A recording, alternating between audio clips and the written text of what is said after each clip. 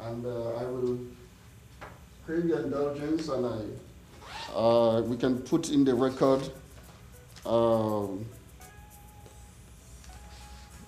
the press release, Joe Foundation's press release, calling on the world to stop the genocide against our people.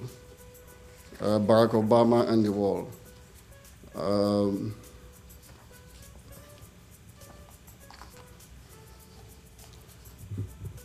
So this is an addendum.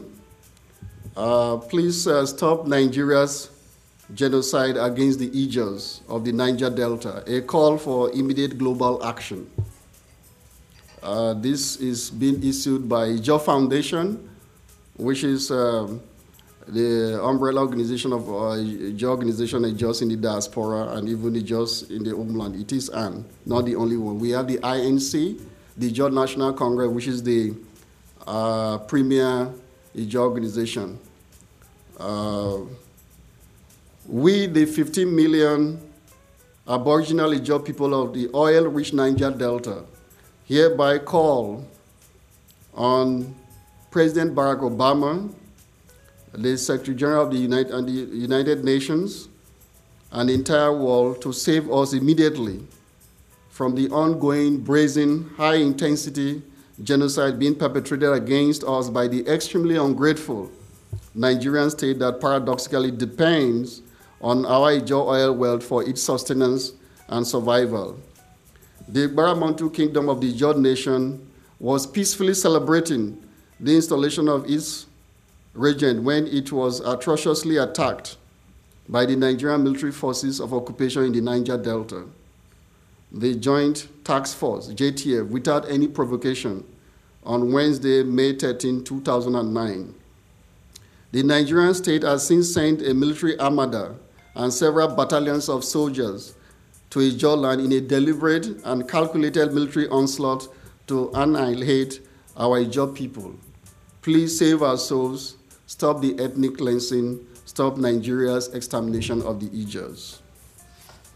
We take this opportunity to reiterate that the Ijaws are extremely peace-loving and long-suffering.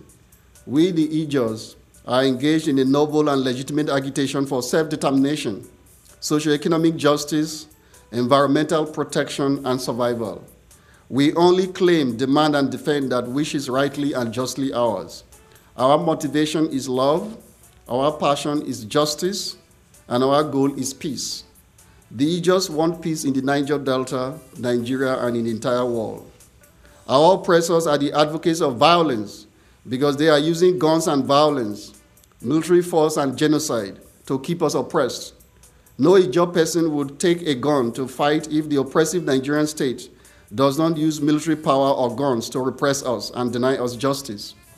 A thief knows that it is wrong for him to take your personal property from you without your consent. And he knows that you will not allow him to do so, so he comes armed with a gun to coerce you to relinquish your property to him. Nigeria is committing armed robbery against the Ijaws. A thief comes to steal, kill, and destroy. Nigeria is stealing our resources, killing us, and destroying our habitat and means of livelihood. It is the most cruel irony of fate that our Ijaw people are being killed by Nigerian soldiers that are paid, clothed, fed, housed, and armed with Ijaw oil money to enable the Nigerian government and the oil companies to plunder our resources and destroy our habitat. The fighter jets, warships, naval gunboats, grenades, artillery, and bombs being unleashed on our helpless Ijaw people are bought with Ijaw oil money. It is unacceptable that our God-given wealth has become our inexorable cause. It is the Nigerian state that has made dialogue and peaceful resolution of the Niger Delta conflict impossible by militarizing Ijaw land, occupying Ijaw land with military troops, and ensuring that Ijaws who protest the oppression are murdered or imprisoned as a deterrent to other Ijaws. The murders of Dr. Marshall Harry and Chief Amina Sori Dikibo, as well as the imprisonment of numerous Niger Delta activists are prime examples in this regard. No Ijaw person will carry gun to fight the Nigerian state if Nigeria withdraws all its military forces of occupation in Ijaw land and allows Ijaws to express their grievances without harassment and intimidation. We are anguished and appalled beyond description at the thousands of our unarmed, oppressed, and suffering Ijaw civilians in the Baramantu Kingdom in Delta State that have been savagely, brutally murdered or maimed, and the towns and villages that have been viciously decimated and ferociously razed by aerial bombardments, grenade attacks, and artillery attacks from warships and naval gunboats. Tens of thousands of our people have been rendered homeless and have fled into the bushes where they are hunted and slaughtered by the rampaging genocidal Nigerian military. Thousands of our injured people cannot have access to much-needed life-saving emergency medical care because they are cut off from the outside world by the genocidal military siege and are therefore dying helplessly.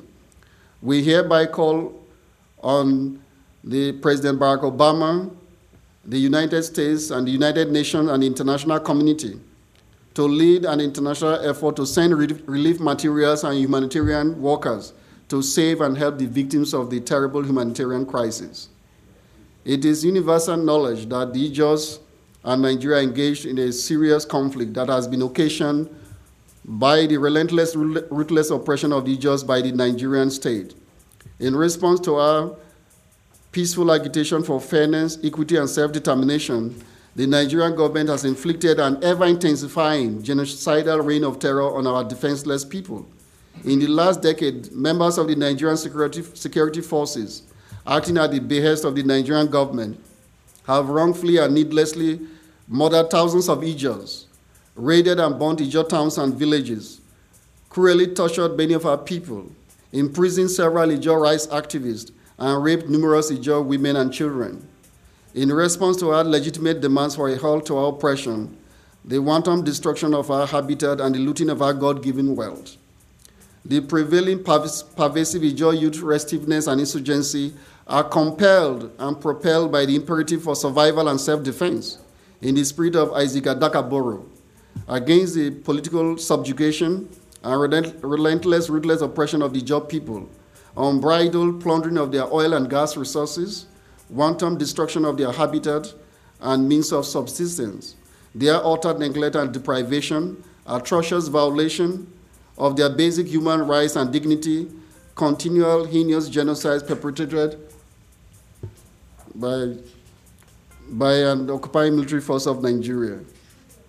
So we call on the international community to stand with us against oppression and ask that Emergency Security Council meeting of the United Nations be convened to declare the Ijaw region in Nigeria a protectorate of the United Nations, pending a completion arrangement for us to have self-government, establish a United Nations committee for self-determination for the Ijaws, and mediated negotiations with the Nigerian state for a peaceful separation from Nigeria, provide us technical assistance to conduct a referendum on self-government, grant the Ijaws representation as an observer nation in the United Nations, General Assembly, same status enjoyed by the Palestinians pending a transition to civil rule, order to self-rule, order the Nigerian government by Security Council resolution immediately withdraw all its military troops, submarines, gunboats, and weaponry deployed to the Niger Delta to kill and repress the Ijaws.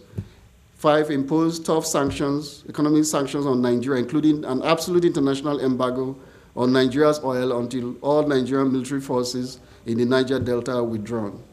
We thank the world for its sympathy and actions. Thank you very much.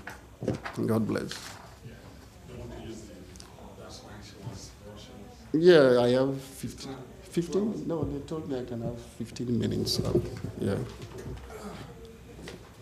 Yes, as a concluding part, the message from God to the Creator, there is wrath coming upon the United States and the world, wrath of God, because of the homosexual agenda, the gay marriage agenda, and God is saying that we have to repent And since from President Clinton's time, the President of the United States has to issue an executive order to ban the validation, teaching, and promotion of homosexuality in schools in the United States about the wrath of God.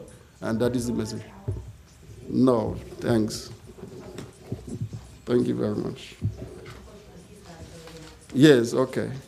I appreciate it.